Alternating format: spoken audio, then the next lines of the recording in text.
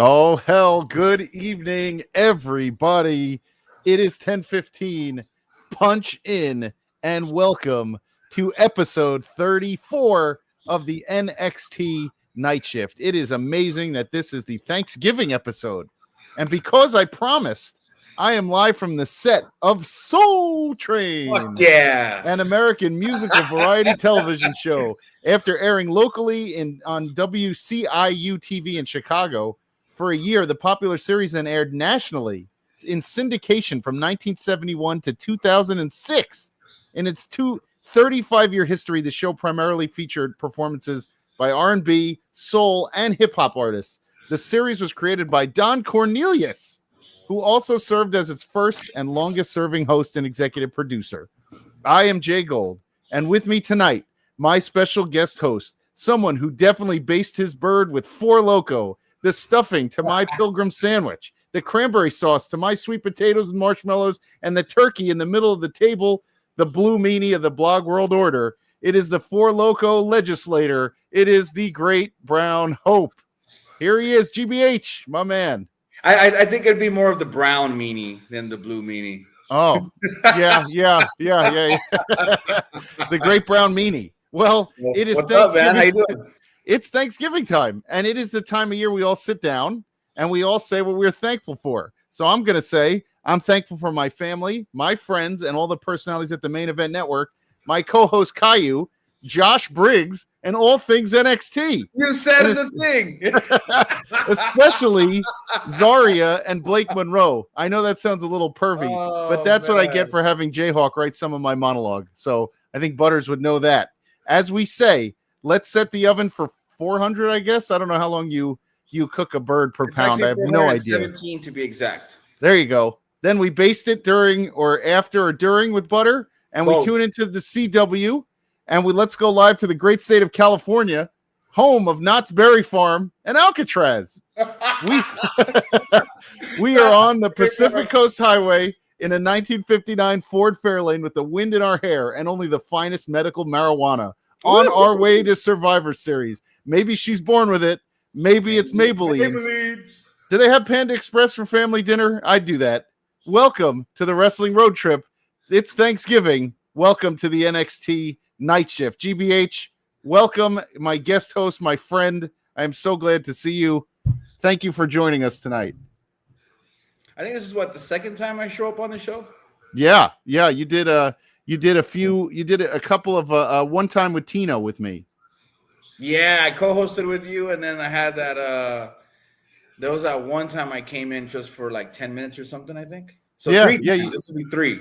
Yeah, you have joined us here on the night shift. We have the boss man already calling me a perv, so that's nice. We're there. I put the 3 in episode 34. Tell me before because the phone lines always light up. But tell me before we go to our next episode. Tell me about what you're thankful for this year. How does Thanksgiving look for you? I'm thankful for a lot, honestly. Thankful that myself and my family were safe and in light of everything going on. Luckily, thankfully, we're all still together here. So that's a lot to be grateful for, considering not everybody's just as fortunate. But I mean, we try to persevere through these trying times. So I'm thankful for everyone that's involved and supports each other, supports us, supports our family. All the people we support, everyone that helps each other. I'm honestly grateful for everybody at the Main Event Wrestling Network. I'm grateful for my spirit animal, Jay Gold. Hell yeah. Grateful, of course, for the Blog World Order for always having my back, getting stuff done so we can keep pumping up some extra stuff for the content. You know what I mean? So of course. Shout out to everybody at the network. It doesn't feel like it, but if you pay attention, I retweet everybody. I share everything. I pop into as much as I can to show the guys love. So thankful for everybody. Thankful for everybody's hard work. Thankful for what we've become in the last, 2 years. So it's continuing to grow. That's right. Mm-hmm. And continuing to grow. And now, speaking of being thankful, I'm going to go to our phone line where we have a call for Thanksgiving from Stan from Burlington. Of course. Stan? Oh, hi. It's me, Stan. From Burlington. I don't know if you remember me. Oh, GBH. Wow.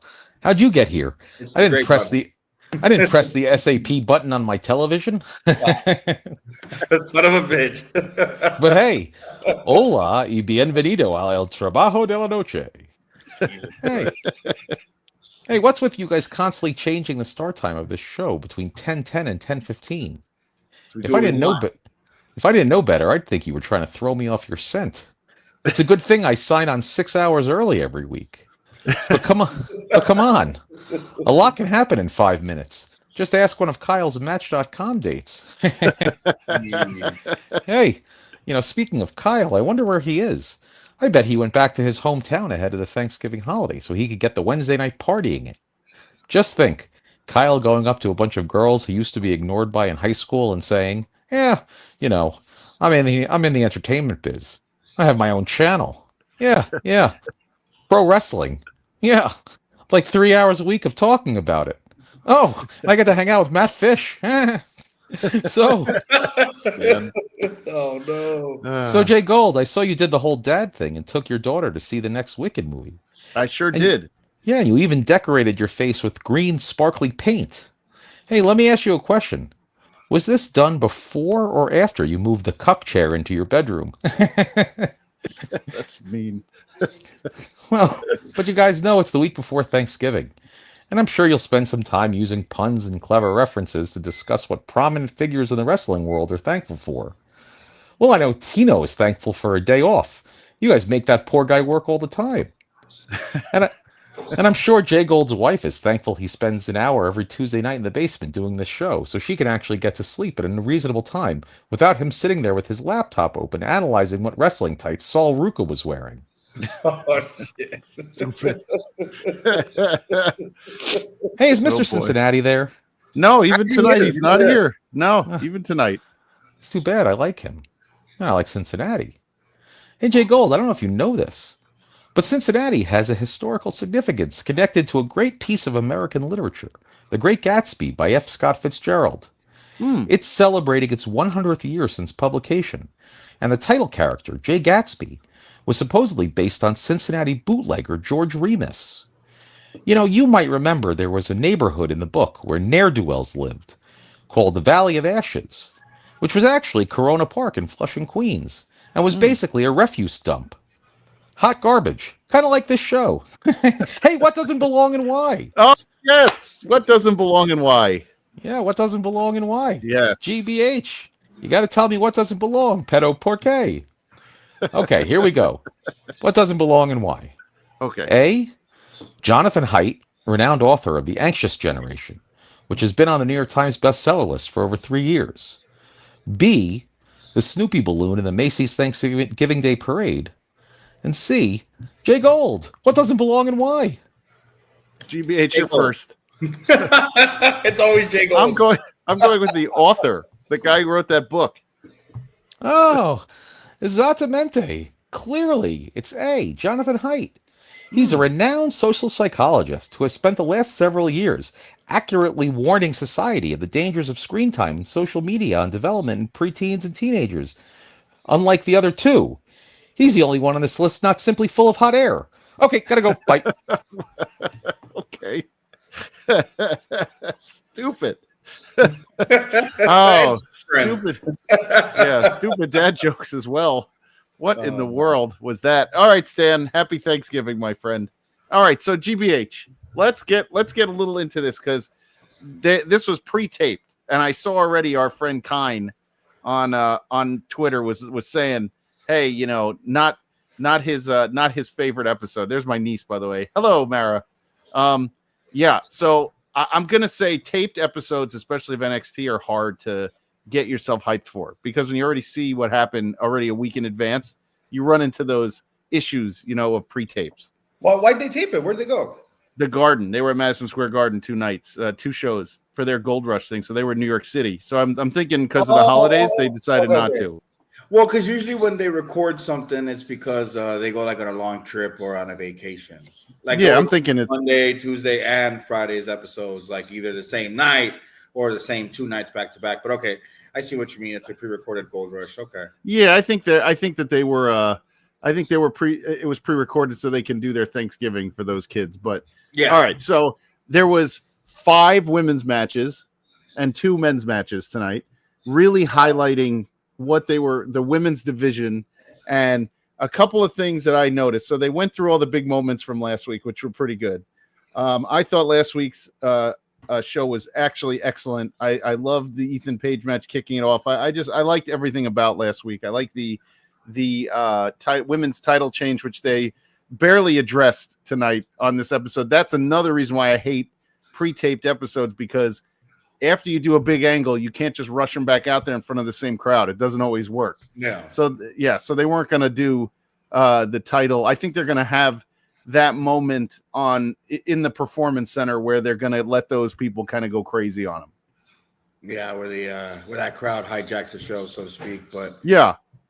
At least they're fully supportive of the ones they want to see win, so that kind of helps them figure out who people want and who they don't. At least they cater to that crowd, which is the consistent crowd. Yeah, no doubt. That crowd with like Najee and when they were all in there, the WWE producers definitely knew who they could kind of talk to and get in the right place, so to speak, for those shows. So they know the reactions they're going to get. The insiders talking to the outsiders. Well, let me ask you something. Did you back in the day? Did you watch like the Survivor Series, like the Thanksgiving Day Survivor Series? Was that something that were you alive for those? You mean SmackDown? No, Survivor Series, the actual on Thanksgiving they used to do. You forget that not everybody is as old as you, right? But you have such an old soul that I figured you would have been there somehow. I don't remember seeing them on Thanksgiving or around that time. Mm-hmm. The earliest memory I have of actually seeing a Survivor Series pay-per-view was 2000. No, 99 was it when The Rock won the title? Was that 99 or 98? Let me see. I think that was probably 98. Okay. So the first WWE Survivor Series took place on November 26, 1987 on Thanksgiving. Yeah, so definitely not live yet. Oh, you know what's funny? I was 10. So jeez, your age is showing again. Yeah. Look, of course. Thank you very much, partner, who's watching, who decided that the Indiana Universe, I think the Hoosiers are more important than the Pacers.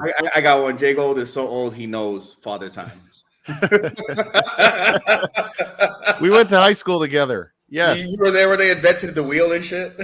You're like, no, do it like a square.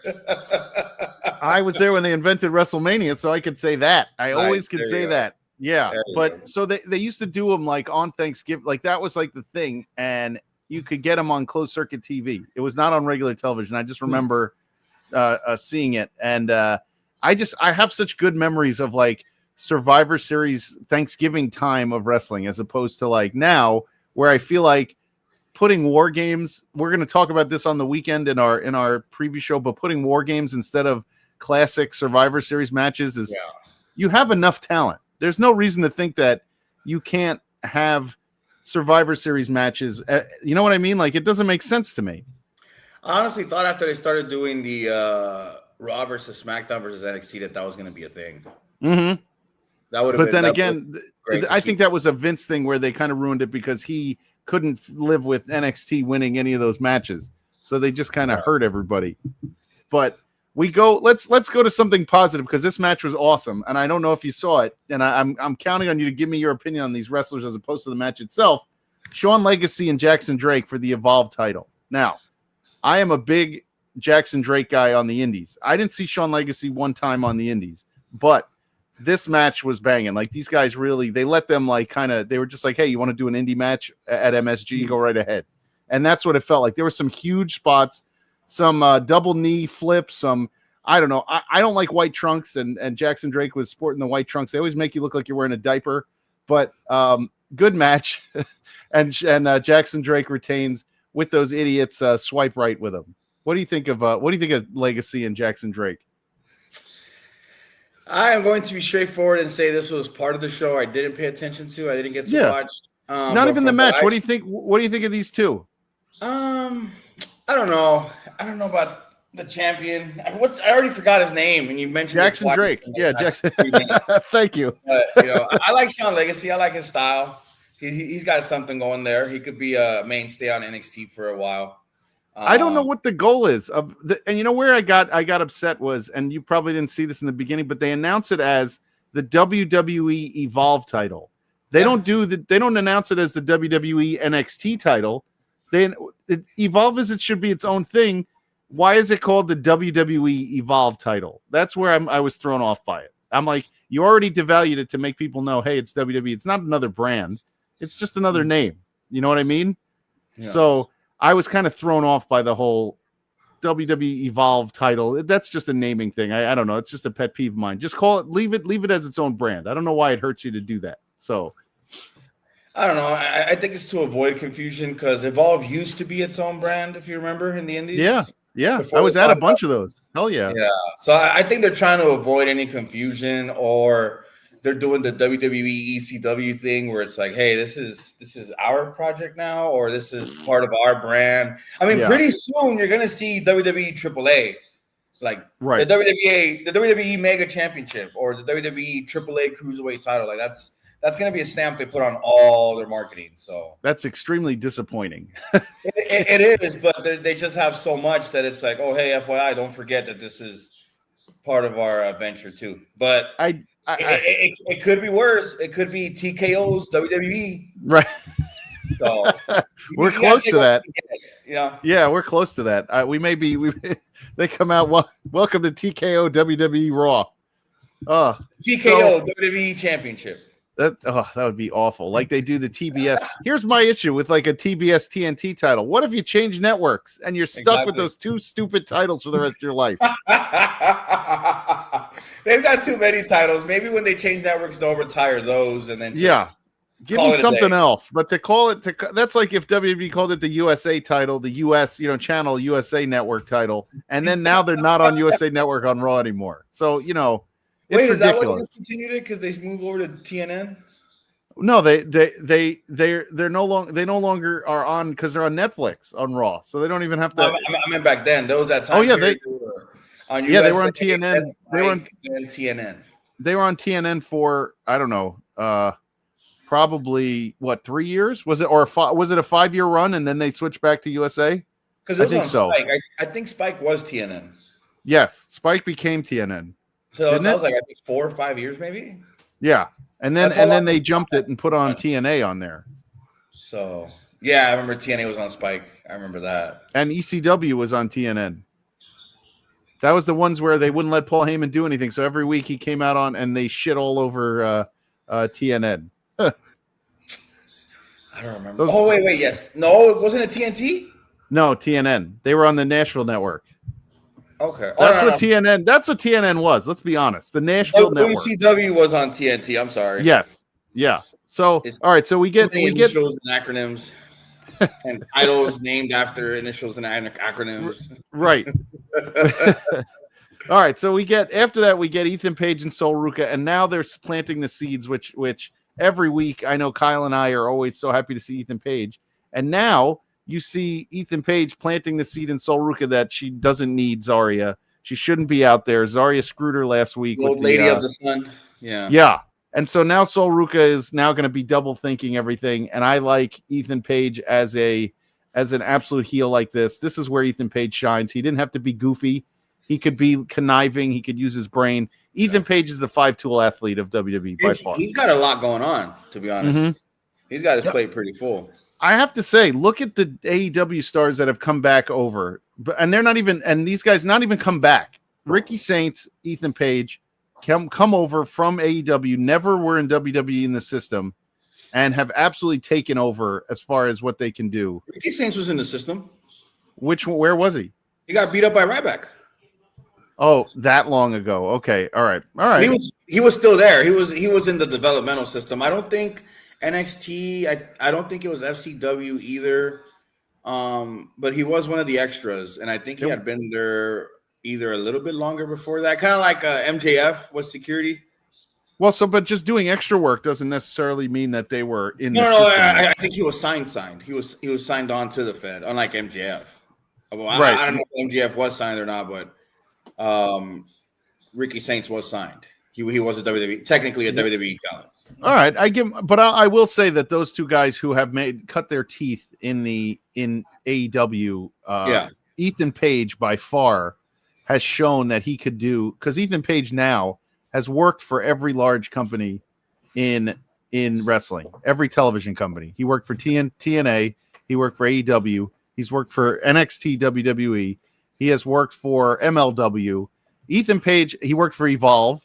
He has been, he is now AAA. He has literally been everywhere. Yeah, and he's a journeyman. He's a very valuable journeyman.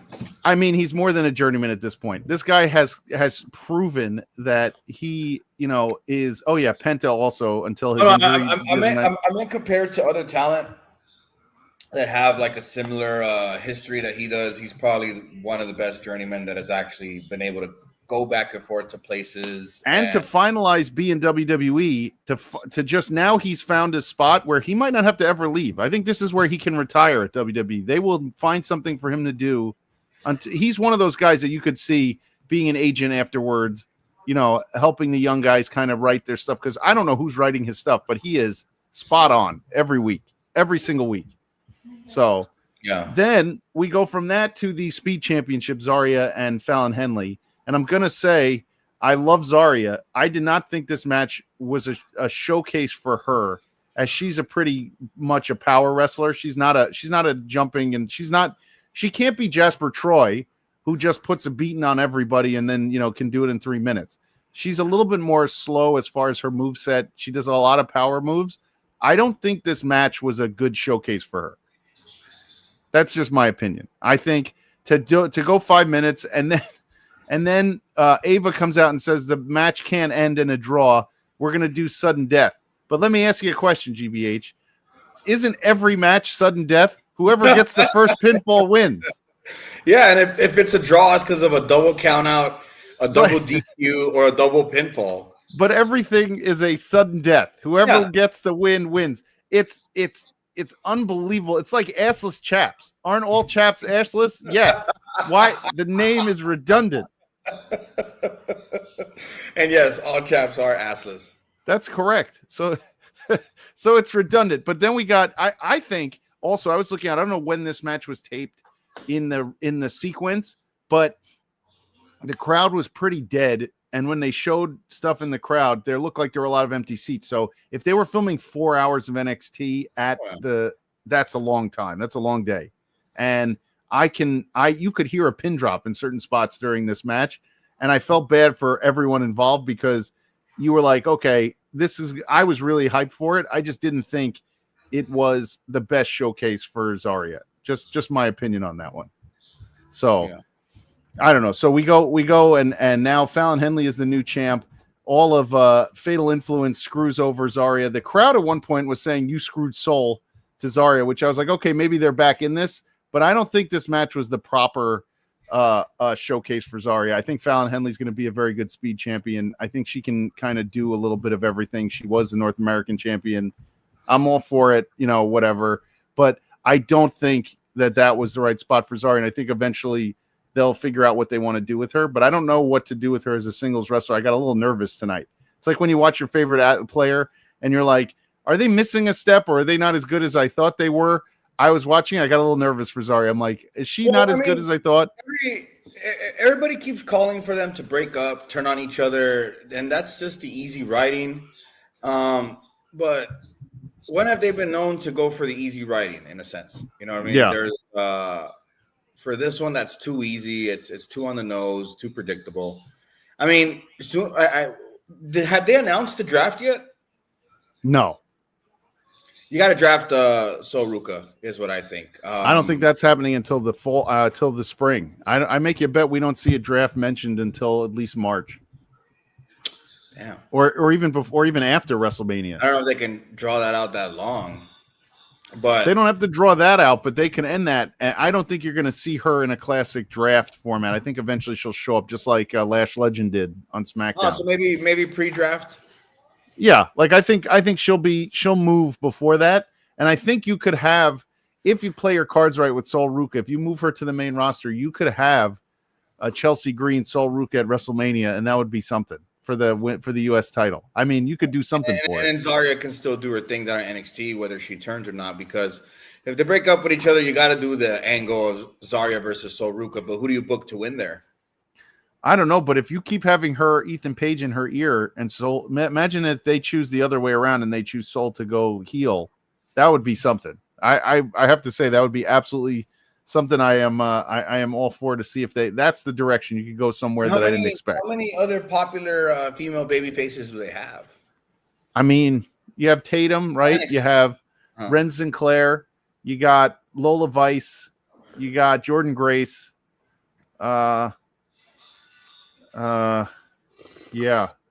You know, there's some. Oh, you have Kendall Gray. You have the other one, Tyra May Steele. You got a bunch of stuff. I'm not sure. Yeah, I think you can afford to turn Ruka, but I don't know. I just feel like you don't have to turn either one of them, break them up via ways of draft or, as you said, a call-up. And just have Zarya go on a monster run without even any quote-unquote end to their tag team story. Like, they're still friends. It's still a thing. Should they have to go back and rely on it if something doesn't work out? You know what I mean? If they can't find a place for Sol Ruca on the roster, they'd be able to put her back in NXT once she starts to kind of fizzle out, and she could hang out with Zarya again. And they could, at that point, go towards Zarya versus Sol Ruca, because then it's, okay, we've tried everything else. Let's actually try having them fight against each other.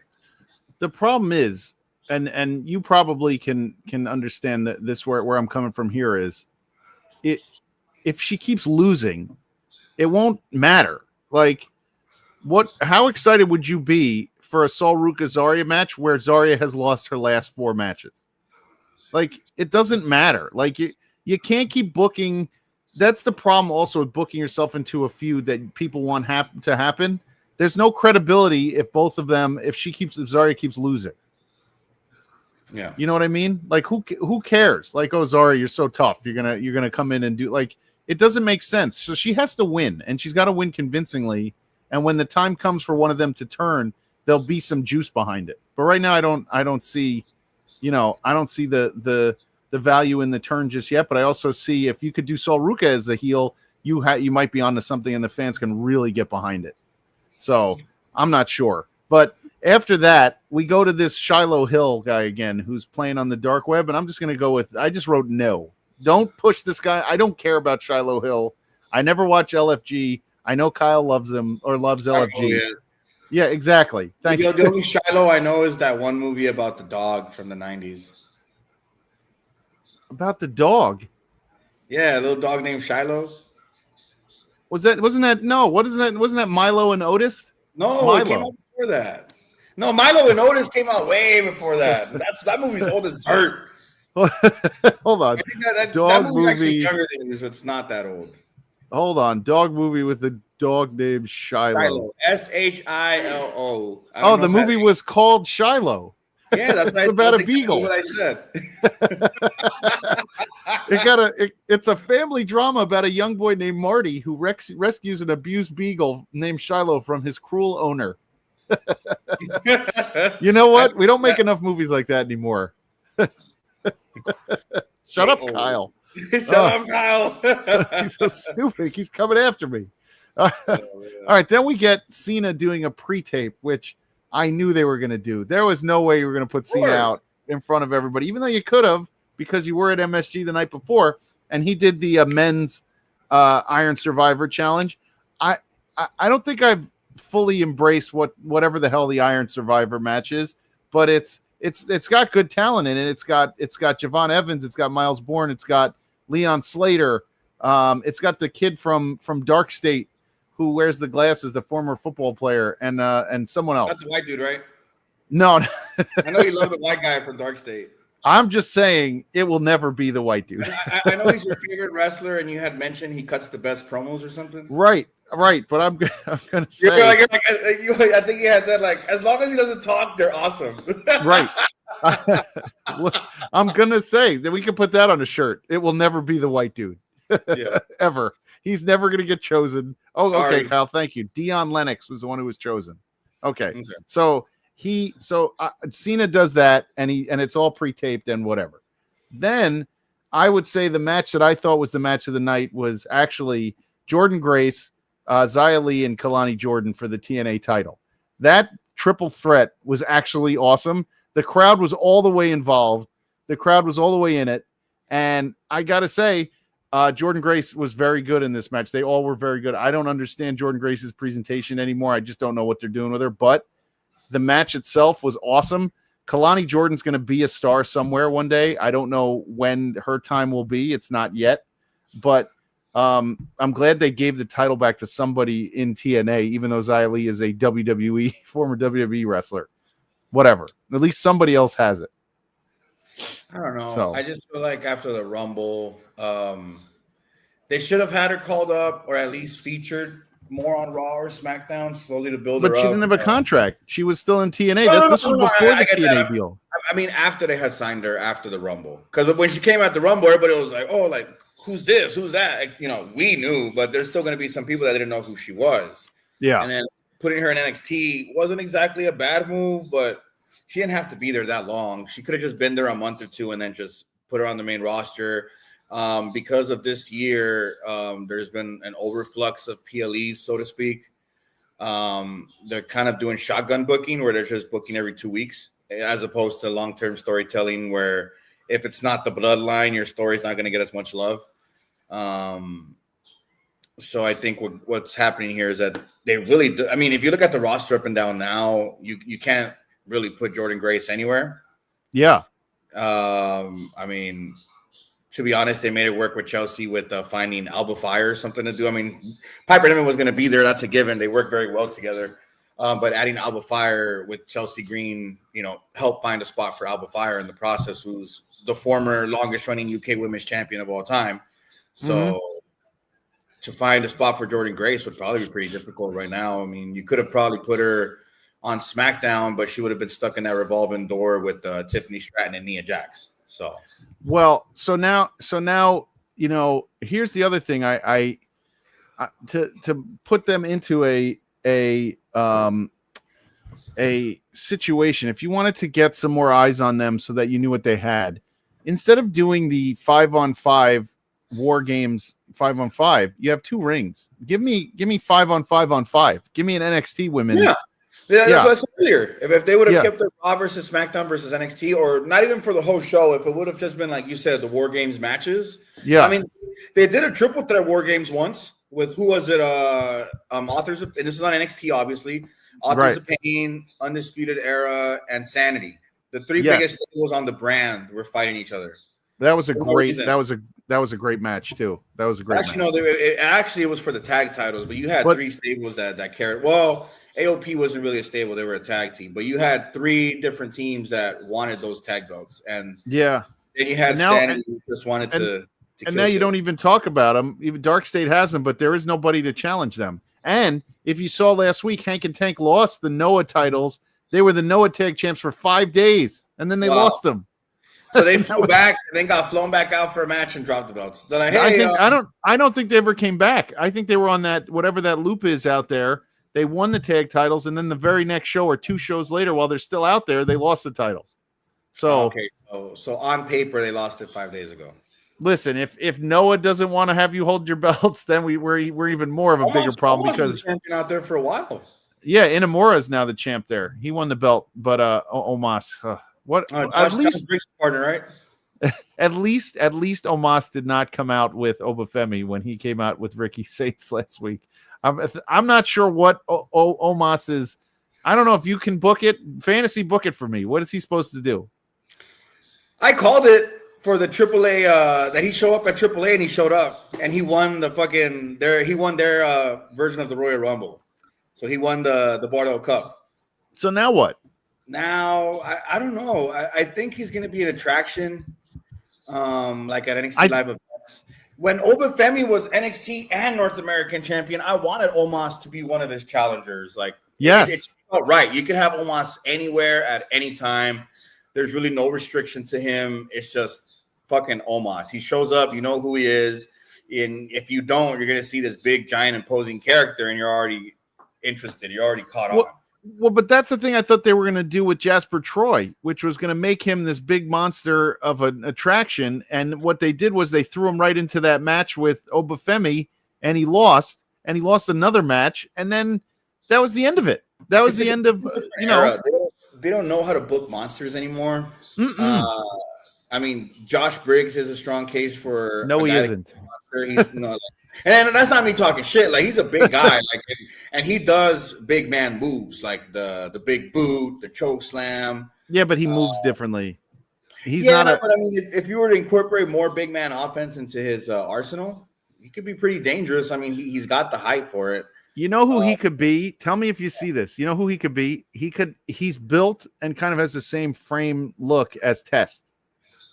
He's not as jacked because he's not on the roids, but still. I see it. They found something for a guy like Test who threw the best big boot ever. But also Briggs reminds me a lot of Corbin, and Corbin reminded me a lot of Kane. So this is like a nice little trifecta of sorts. You got Josh Briggs, who could be both Corbin and Kane. I have to be honest. Baron Corbin was quick with it. He was sick with it in the ring. So I got to be honest. He was a giant drop ball. I know people got all upset, but there were two gimmicks that he should have kept for way longer. One, the original gimmick that he had. I know they made fun of his hairline or whatever, but the Lone Wolf gimmick worked. It just worked for him in NXT. The second one was Sad Corbin. That was one of the funniest fucking things. Mm-hmm. It was great, right? Like, that was really good. They went to Happy Corbin way too fast. That's also the problem with Vince. People are starting to catch on to something, and he switches it, and right away you're like, because Happy Corbin was so stupid, and the fact that he came out with what's his name, whoever the other Jack dude was who was coming out and what was his name? Who was the other guy?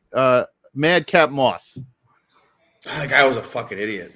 But that's the thing. You ruined it. As soon as you brought out Madcap Moss, you absolutely ruined it. And I personally did not need Corbin to move on from, his gimmick from Sad Corbin to Happy Corbin. Do you remember when he almost had his own stable right before COVID? What was that going to be? The Lone Wolves. But who was in that? I don't remember. The other two guys that were left over from that one group that Wesley Blake and the other guy. And Steve Macklin. Wasn't it Steve Macklin? I think so. What were they called? Wait, GBH, wait. Look at the comments. Josh Briggs. Wellen just signed his own death warrant. Kyle, you snuck into the.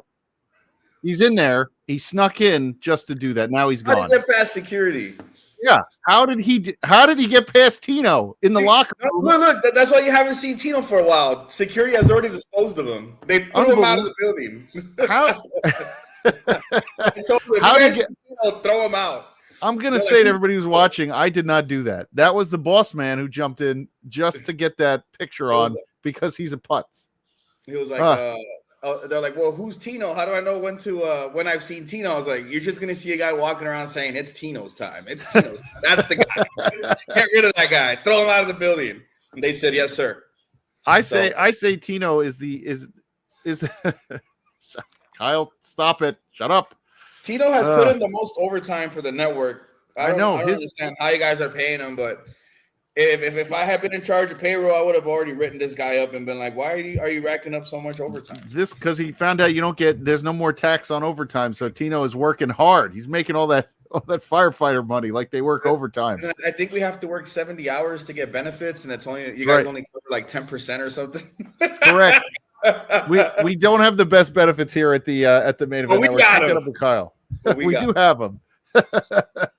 Oh man. Anyway, okay. So let me get to this match here. Junkie shout, but that's the boss man saying the junkies do 4 days a week. Kyle, shout out the junkies. Yeah, shout out to him. But Tino does 6 days a week. I'm pretty sure Tino's always on. He's like that Twilight Zone episode with Jerry Stiller where he was the radio DJ and he was always on. That was the one that like stuck with me. His name was like Mandrake. That's what it was. That was the Twilight Zone episode. And he's always on the radio. I had one.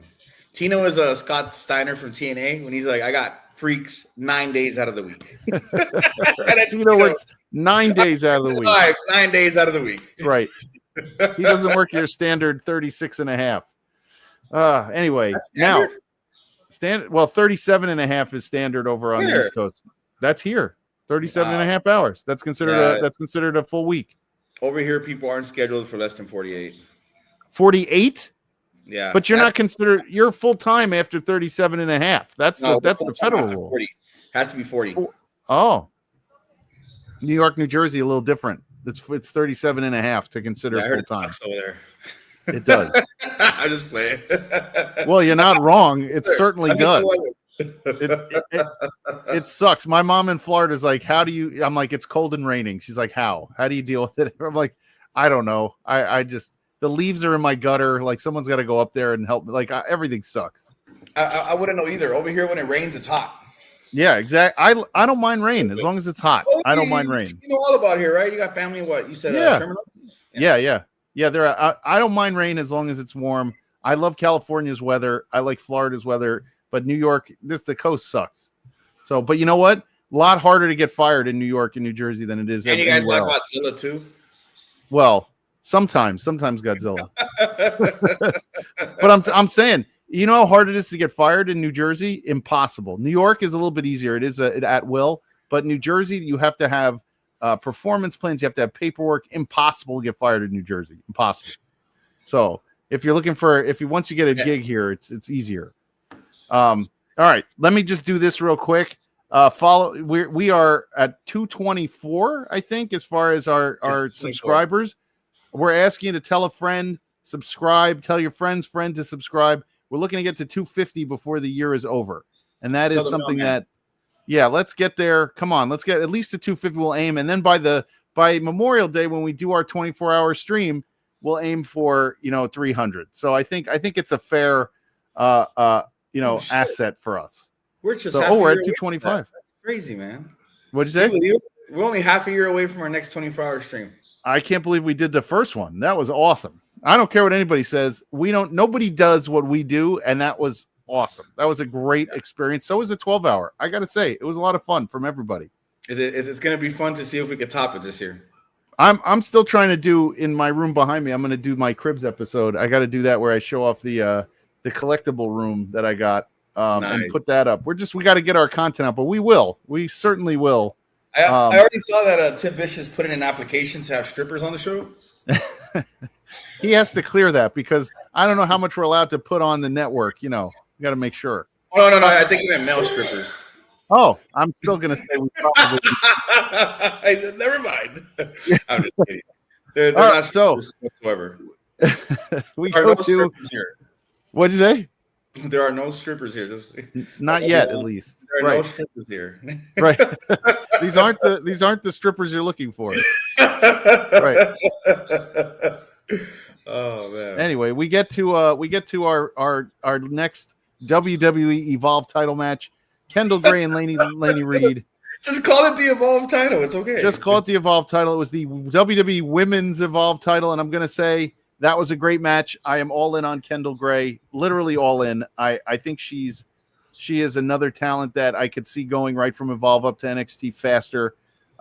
They have used her in a ton of stuff. Like they already have her. She is going to be in the Iron Survivor match, and yeah, so that's pretty good. It's her, it's Lola Vice, it's Kalani Jordan, it's Jordan Grace, and I forgot the fifth one. But and on the men, Joe Hendry is in it as well. So they're going right in there. Cena decided to name a bunch of them, and does everybody from Evolve show up on NXT or just the champions? No, just on occasion they bring out somebody for like a squash or to showcase. Like Kendall Gray was on a episode against Lash Legend and she got a win. So I think they were using it for like that was a jumping board. But they have Swipe Right, who's been on NXT a bunch. Not as many. I mean, Jasper Troy went right from LFG, and I thought he was going to be in Evolve for a bit, but he went right to NXT. So I'm not sure how they do it. My pal Big Sam Hardway Holloway is still on Evolve, and I haven't seen him, on TV in a while. So who knows? Well, maybe Evolve's not a brand. Maybe it's just a show. I'm not even sure where they do that. What do they do? They film it at the Performance Center? Evolve is SmackDown to NXT's Raw. I don't think so. I think Evolve is supposed to be like single A, and Evolve is triple A. I mean, and NXT is triple A, and Evolve is double A or single A.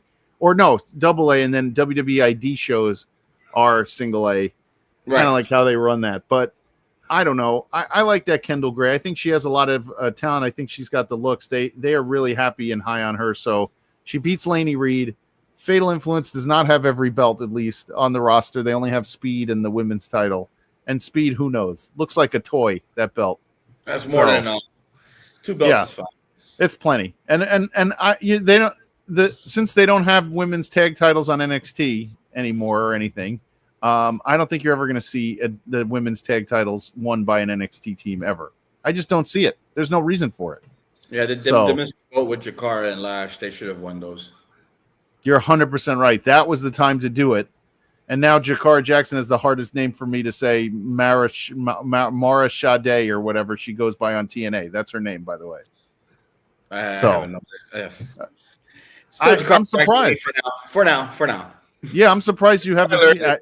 It's a ridiculous name. Mara Sade. It's ridiculous. That can't be a wrestling name. Wrestling names have to roll off your tongue when you say them. They can't be something that you have trouble getting out of your face when you say it. So, all right, then we get. What'd you say? Like Lash Legend rolls off. Yeah, it's great. I love Lash Legend. I'm a huge fan. Yeah, Lash Legend rules. I think they found the right spot for her too. To be teamed up with Nia is the right way. I knew that was going to happen when they had a match. Like it just works. Like they're both dominating powerhouses, and Lash Legend reminds me a lot of Tamina. So it's a good match. The problem is the two of them in the ring together with the rest of their Survivor Series team, and then against the other girls. Lash Legend makes Rhea Ripley look small.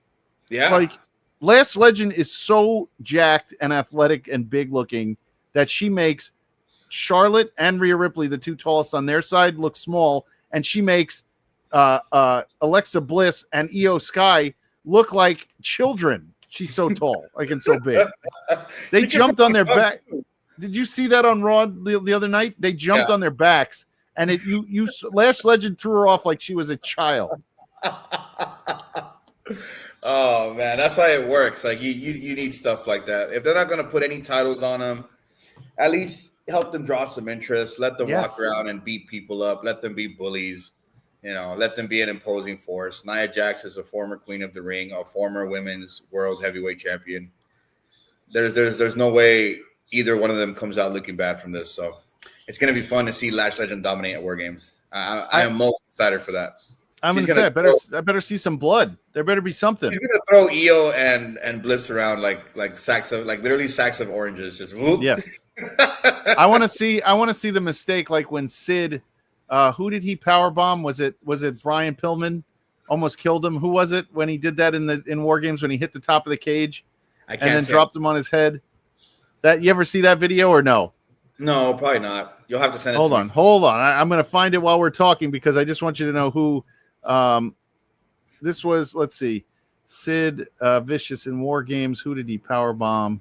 It wasn't Paige. Hold on, powerbomb. This was you don't remember that's always on there. It was he goes up for a. Oh, here it is. It's Brian Pillman. He almost kills him.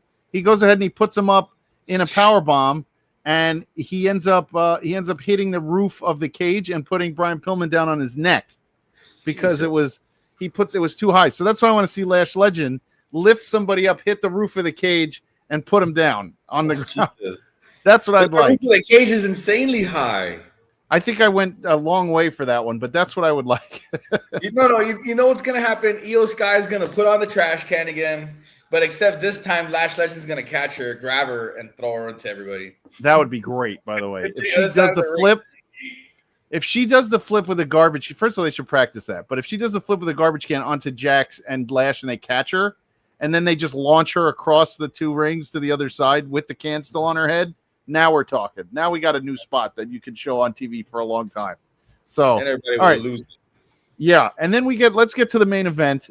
It was Miles Bourne and Trick Williams for that last spot in the in the Iron Survivor match. I'm gonna say it wasn't anything that hype. They only had 15 minutes total when they went to the match start. So it was 9:45 here when the match started.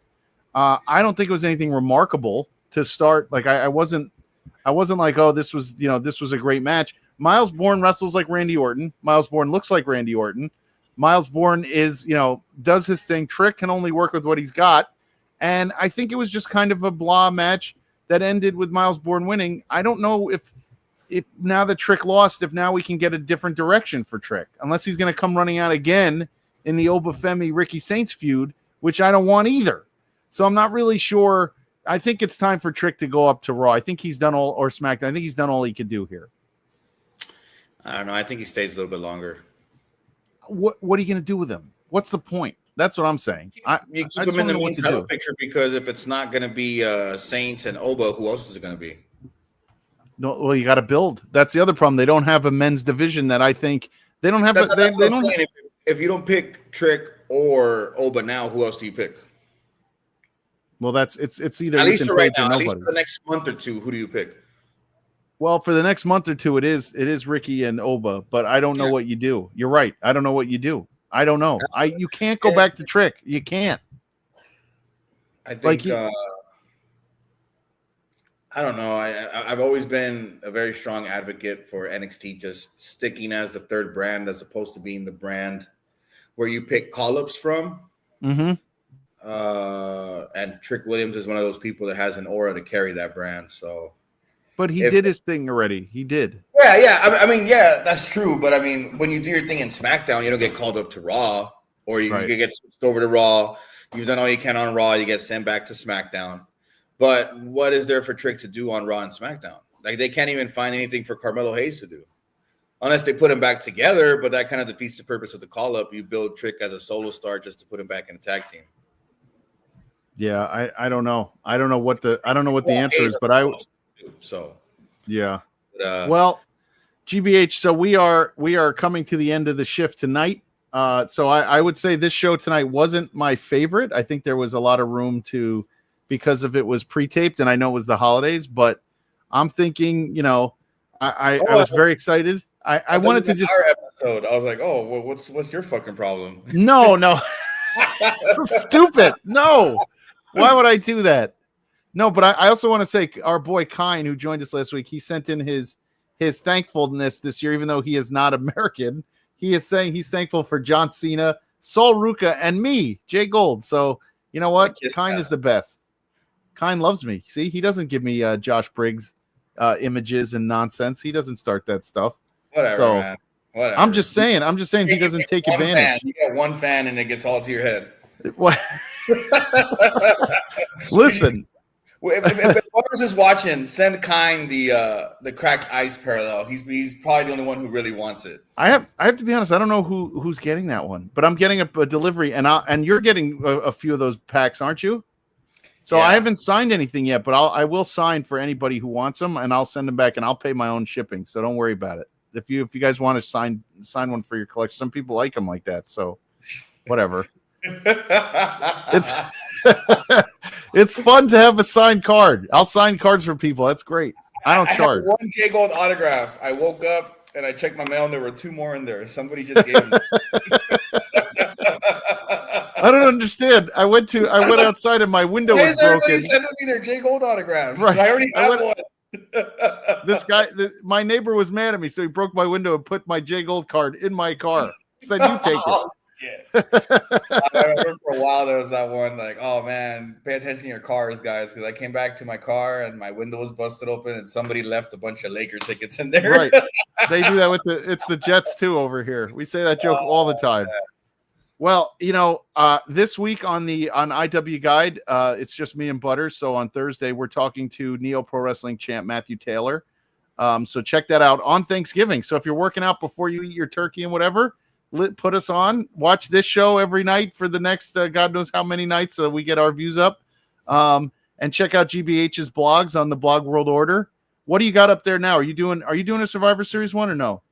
Yeah, we're actually working on one now. I think we're gonna post it either tomorrow or Thursday morning for Thanksgiving. We'll see what happens. But it's in the works. We got a bunch of other stuff coming down the pipe, and then we've got the mixer this Saturday. So yeah. So let's talk. Let's talk about the mixer. Is this Saturday? I believe we said it was 10 a.m. Eastern. Is that what we said? 9 or a.m. no? Central. Yes. 10. All right. 11 a.m. Eastern. Right. 8 a.m. Pacific. 10 a.m. Central. Oh, it's 7 Pacific, 9 Central. So it's 10 a.m. Eastern. Yeah. Okay. See, you don't know how to tell time, and you were in my don't. phone talking about you got X amount of minutes. Like, I can tell time. You obviously can't. Okay, 10 a.m. Eastern for the Royal Rumble. You can count to 20 if you're barefoot or wearing sandals, can't you?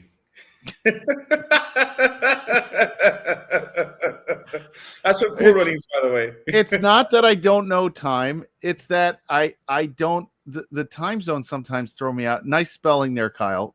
Kyle's drunk already. Yeah, he's already on his vitamins. But yeah, so check us out this Saturday. We'll talk all things Survivor Series. All things we'll follow up on that giant War Games match.